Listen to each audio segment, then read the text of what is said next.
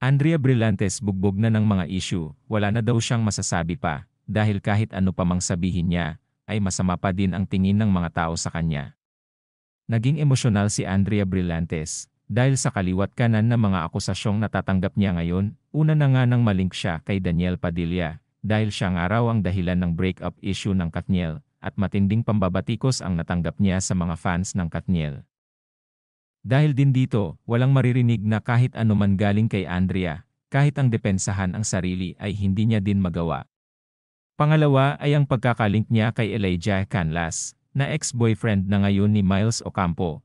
Siya nga din daw ang dahilan ng hiwalayan ng dalawa, dahil sa issue na pagsasalitan daw ng chat ng dalawa, na ngayon lang nalaman ni Miles.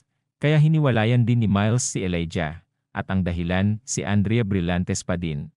Sa sunod-sunod na pangyayaring ito, napansing nag-unfollow si Miles at Catherine kay Andrea sa Instagram. Saad naman ni Andrea ay tigilan na siya ng mga tao sa mga masasakit na salitang binibitawan para sa kanya. Matatanda ang umattend din ng Christmas Party 2023 si Andrea Brillantes, ngunit hindi ito dumikit kina Daniel at Catherine, at tila talagang umiiwas din ito sa gulo, at kahit sa paglabas nito galing sa kanilang show, ay makikita ang pag-iwas nito kay Catherine.